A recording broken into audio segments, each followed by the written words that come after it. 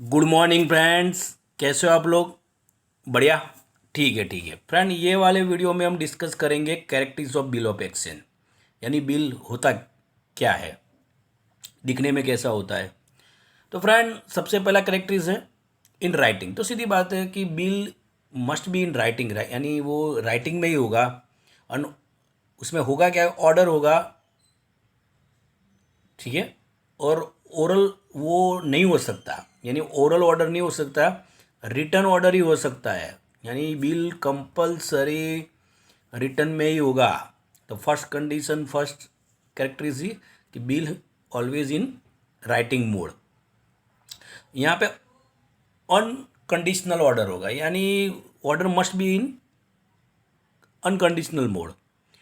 That means इसका meaning क्या होता है कि there should not be in any condition, यानी पार्टी को पेमेंट के लिए कोई कंडीशन रखनी नहीं है। ये इफ एंड बट नहीं होता है इसमें, यानी order should be not in the term form of request, यानी रिक्वेस्ट नहीं करनी, हमें ऑर्डर करना है बट और कंडीशनल करना है। डन। फिर बिल जिसको ऑन एड्रेस किया जाए वो स्पेसिफिक पर्सन होना चाहिए, ठीक है। यानी उसका name, address should be mentioned in the bill. फिर friends, bill acceptor and amount receiver, यानी वो भी मेंशन करना पड़ेगा, ठीक है। तो बिल में ही हमें bill acceptor and amount receiver both are separate person, there must name must be clear and both should be specified person. यानी मान लो कि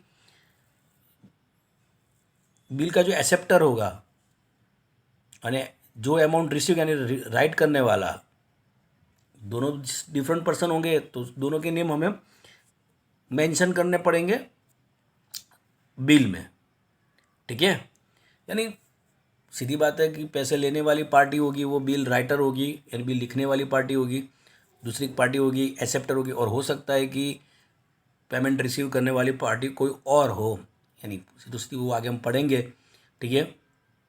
बिल को कहीं पे इंडोर्स कर दिया हो दूसरे को, तो वो नेम मेंशन करने पड़ेंगे। यानी ये दो नेम तो must be there in the bills. First one is acceptor and second one is receiver,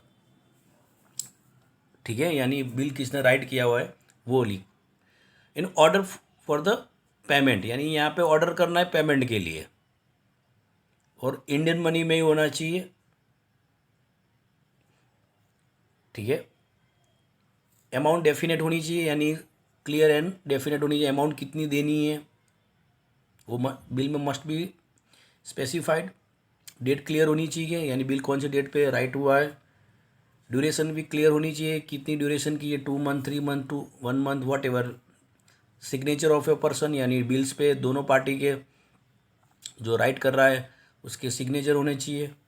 revenue stamp should be, यानी prescribed amount must be fix on the bill depending on the amount of the bill, यानी वो according to government rules and regulation जो भी stamp required है वो भी उसके ऊपर होने चाहिए, revenue stamp.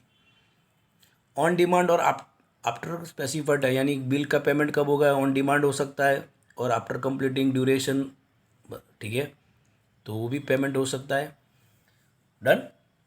Acceptance of the bill, the bill becomes operatively only after the accept by the person to whom it is drawn, यानी बिल जिसको, यानी पैसे देने वाली पार्टी, उसने जब तक बिल्स को एक्सेप्ट नहीं किया तब तक बिल वो ऑपरेट होने वाला नहीं है, ठीक है फ्रेंड। तो वो तो उसको एक्सेप्ट फर्स्ट ऑफ ऑल करना ही पड़ेगा।